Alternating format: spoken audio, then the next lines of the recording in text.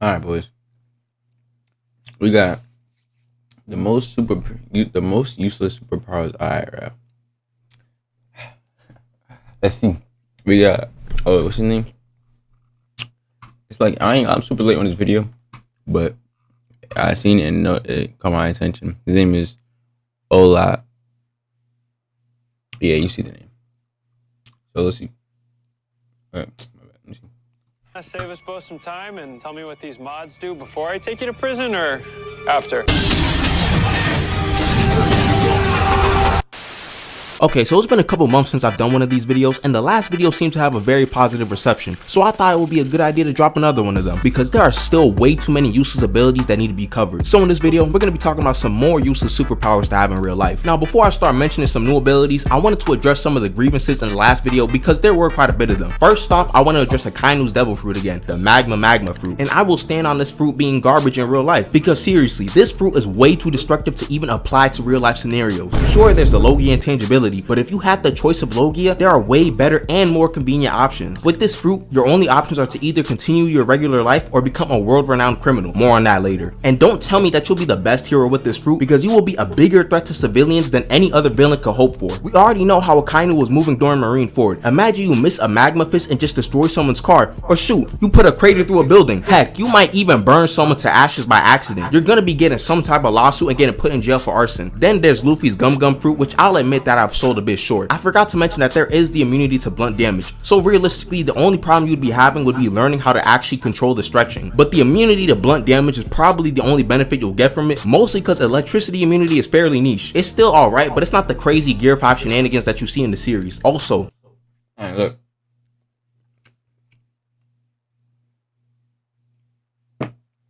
Listen. Alright, I mean, bro,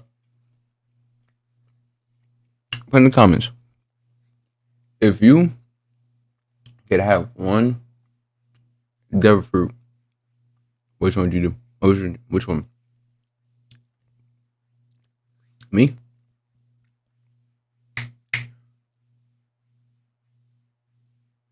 I think I'll eat Rogers. Either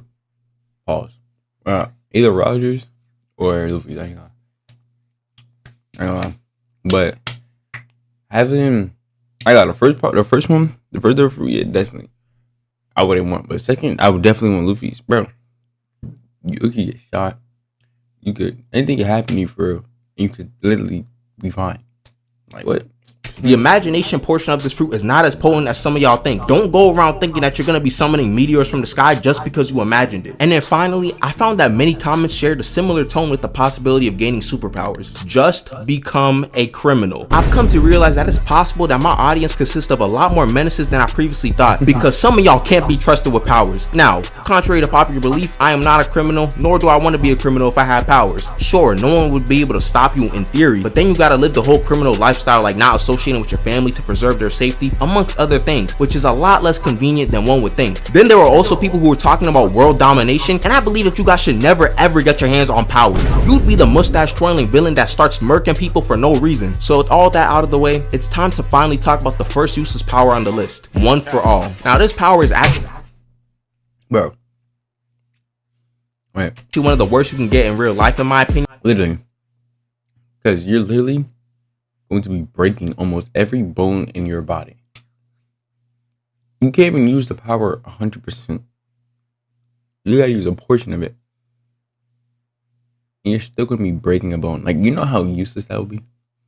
Like, so. And due to how much recoil there is on your body, first off, you can't even think about using One for All at full strength ever, unless it's a life or death situation. Like I'm talking about fate of the universe on the line, or the Martians have the death beam pointed at Earth, you better hit it. Because there are way too many injuries that come with the full power punch. This man Deku was breaking his arms each time he used a full power Detroit Smash, and this was after having a decent amount of training with All Might. Your limbs might actually explode off your body if you try to punch someone recklessly, and personally, I think a detached limb would guarantee a trip to the ER. are. Plus, I know for a fact no one watching this video got the money to deal with broken arms or legs every other week. And plus, Deku was getting his arms healed by Recovery Girl, so he ain't have to spend much time recovering from his injuries. You on the other hand will be waiting a calm 3 months to recover from shattered bones, not to mention the fact that Deku was suffering long-lasting damage after using his arms too much, so you can expect that to happen to you as well if you throw hands too much. But besides the potential of getting OD hospital bills, you also gotta remember that there's a chance you won't even be able to fulfill the full potential of One For All. Deku had so many resources at his disposal to help him train, and we don't have those UA level training facilities in the real world. Even if you manage to learn full Cowling, you better be real slow with trying to raise the power of it. Number one, you're gonna have to be training by yourself, because I don't expect any human on earth wanting to fight with someone who can punch out city blocks with ease. Number two, you're gonna have to follow the steps Deku was taking to a T and try your best not to mess up horrifically. What are you gonna do? You go 20% full Cowling immediately? That's just asking to mess up your body. And don't even talk to me about the other quirks in One For All. We saw how much mayhem was caused when Deku first discovered Black Whip. If this happens in public with a bunch of people around, you're gonna have a J. Jonah Jameson on your head every single time you try to walk around the city.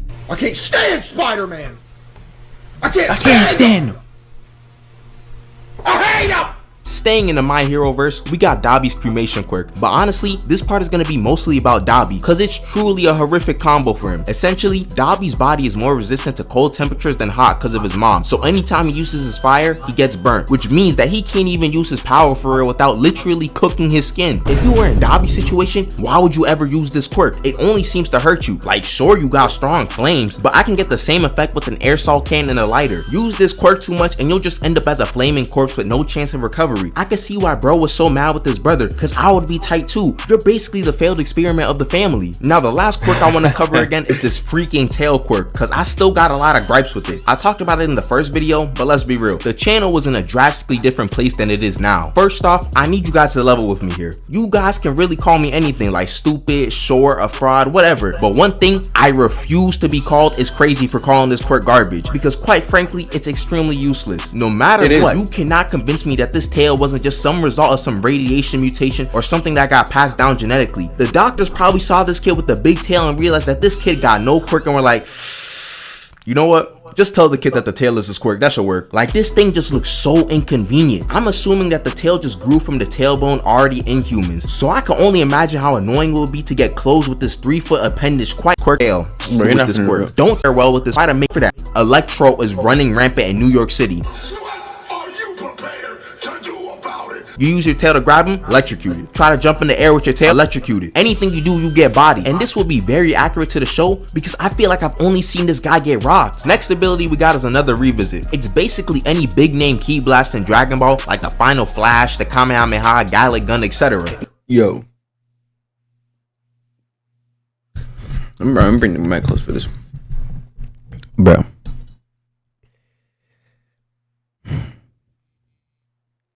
Vegeta, don't mind that. Vegeta, literally, and I mean literally, uses the Final Flash so much, and he doesn't even finish anything. No. Okay.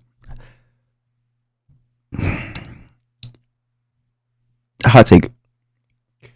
Vegeta is one of the strongest, but gets the whoop the most second MC characters. I forgot what they're called, but he's one of the strongest, but he gets whooped the most. Like, imagine you're fighting somebody, right? And you realize you can't win, so you just have to blow yourself up. And you realize you failed there too. Like, yo, you gotta be a different type of disgrace to be like, I'm gonna do this for my family, for my Bulma. And then still have him live. Like, me personally, if I'm fighting and I'm realizing I can't win, I'm making sure he go down with me. I don't care.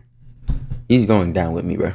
Now I know this one will be a bit controversial because we've all tried to fire off a Kamehameha. It's just the rite of passage. And quite frankly, if someone gave me the option to take Ki Blast as an ability, I would definitely take it. But that still doesn't eliminate the fact that the strongest forms of these Ki Blasts are way too strong to be practical in real life. Sure, the average pea shooter blast isn't blowing up the planet, but something like the Final Flash is a bit different. These blasts can level mountains easily. Heck, even charging one up is going to be felt by a lot of people. And then there's the grim possibilities of missing the blast. What happens if you blow up the moon by accident or on purpose? I know how some of y'all be moving. You are running the risk of destroying so many things in the world every time you fire off one of these big name blasts. Legitimate question, what type of ops do you have in your life that requires a Gallic gun? Unless you are actively looking for violence and someone to blast, some pistol with the switch is getting the job done the same way. And I know a switch is illegal, but these big name blasts might as well be illegal as well. If you're new and enjoying the video so far, you might as well subscribe. We on the road to 50k, so I'd appreciate it a lot. Anyways, back to the video. Next up, I want to talk about how bad being a Jinchuriki would be in real life. My friend brought it up to me after my last video and I thought it was a really good point. We all know that being a Jinchuriki in the Naruto world is garbage. You got organizations hunting you down and trying to murk you just because of the tailed beast inside of you. And then the village most of the time wants you dead and ostracizes you from society. You get treated like a third-class citizen and a grade A threat. But in my opinion, the societal problems will probably not be as big of a deal in our world. The real issues start when you think about the fact that you have an actual demon inside of you and you have to try to control them. Cause oh my goodness, will these demons take the chance to run rampant? If you get someone like Shukaku, you're cooked. You can't get no sleep because Shukaku will take control as soon as you hit the bed. To be honest, you gotta have your emotions completely unlocked because you run the risk of having the tailed beast take over. And I know there's a lot of people who would let their tailed beast run rampant in a moment of weakness. You get your heart broken, boom, Kurama just destroyed half the city. But there's the chance that you can manage to siphon off some of the power of the tailed beast. Even if you do that, most of the forms are still garbage. This man Naruto's skin was burning and peeling off during transformation because of the chakra alone, and he ain't even have control of this form. Even some of the upper forms of the tailed beast chakra cloaks could risk death if the tailed beast decides to take away your chakra too quickly. So basically, you gotta hope your tailed beast isn't annoying and wants to cooperate with you. There's not much you can really do on your side. Then you also need to hope that no one wants to do any experiments on you because the government would definitely be interested in someone with enhanced healing, strength, speed, etc. And for the next power on the list, after some further deliberation, I've concluded that having a Susanoo would probably not be super crazy as one would expect. Besides the whole going blind part, which would likely be a pretty bad drawback, the Susanoo also has another deterrent from using it. This thing causes so much pain for the user. Sasuke said it was like pain in every single cell in his body, and it only gets worse with the higher stages. You're not gonna be getting some free giant samurai armor that you're gonna be chilling inside of. As long as you're in it, you're gonna be feeling that pain. Then there's the fact that a perfect Susanoo is like 100 meters tall, so good luck maneuvering that around. I guess you could use it.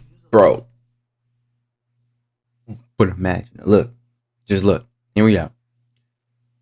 But imagine having a Susanoo. Like, imagine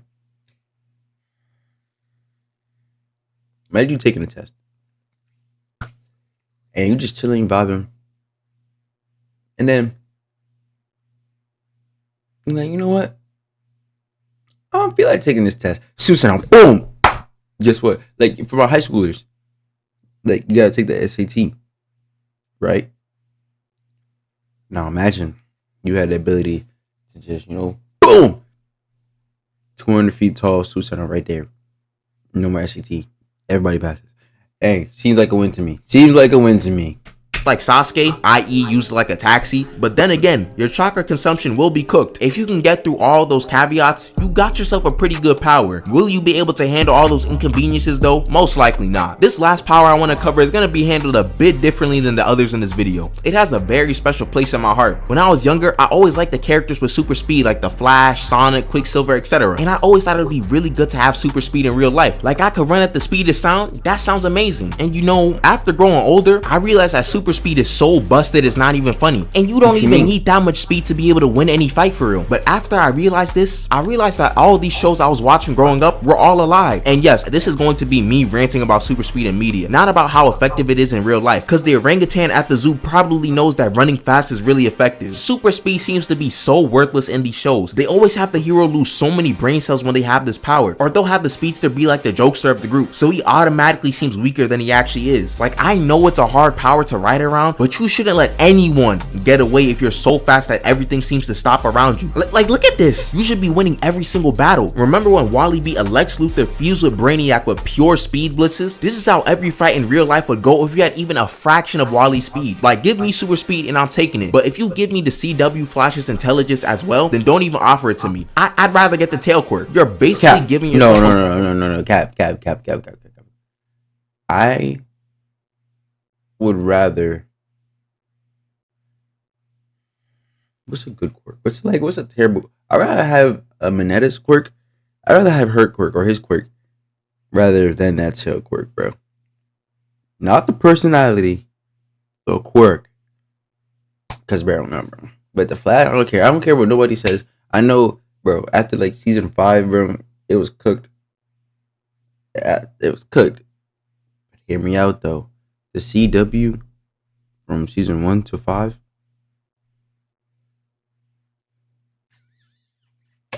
Peak. Lobotomy for the chance to run super fast sometimes. They always have speedsters lose brain cells and act like they can't react to anything being thrown at them when they in fact can easily react and be untouchable. The only cons, if you can even call them cons with super speed, are time travel and super immense speed. Immense speed is only a con because it's kind of just overkill. Like if you can run at 1% of the speed of light, you'll be more than fast enough to deal with most situations. You don't need to be gathering as much speed as possible to become some sort of god of speed. And if you constantly think that you need more speed, get help or please apply to be a Flash villain or something. Time travel will be kind of a negative because we don't know how it functions in our own world. So you'd actively be trying to learn about the implications and consequences when trying to make changes to the past. You'll probably make and erase a couple alternate timelines in the process and no one got time for that, pun not intended. And if you try to operate on movie rules, you're actively self-sabotaging. Honestly, the CW Flash and other media have ruined super speed so much that I don't even want it anymore. In theory, you should be able to stop all crime, but there has to be some sort of curse or equivalent exchange when you get this power. The inevitable random IQ drops could truly be the end of some people's lives. Now there are definitely other powers I want to cover, like Maharaga's adaptation or the Titan shifters, but that'll be for another part, assuming y'all want another installation. I really do like discussing these hypotheticals. Alright, yeah. I mean, let me know if I should make more videos like this. Like the video, subscribe. No, like subscribe. I'm for like subscribe for real. But yeah, let me know if y'all like the video. I mean, I'm gonna try to do more like animes. I'm gonna try to like react to like more animes, more basketball, stuff like that. Cause for me, that's just who I am. I love anime. I love God. I love sports. I'm a man of class, man of simple things. But alright, hold on, let me fix this mic real quick. Alright, boys. Yeah, know what time it is. Do this every video, man. Bow your heads. Heavenly Father, I just want to say thank you for another great video that I'm able to just make. Thank you for the idea. Thank you for the person that made this video, for me being able to react to it. Thank you for the viewers. Thank you for the friends, the lovers, and the supporters, God. I just pray that everybody is having a great day, a great night, or whatever time you're watching this. I just pray that you're having a just great time, Heavenly Father. And if they're going through anything, God, I just pray that they lean on you, lean on your support. So, Father, I just thank you, and I just appreciate you for everything that you do. Thank you for the strength, the peace, and the love that you give us. I just pray that we continue to chase you and follow you. In your precious name, I pray. Amen. All right, boys. Malik TV.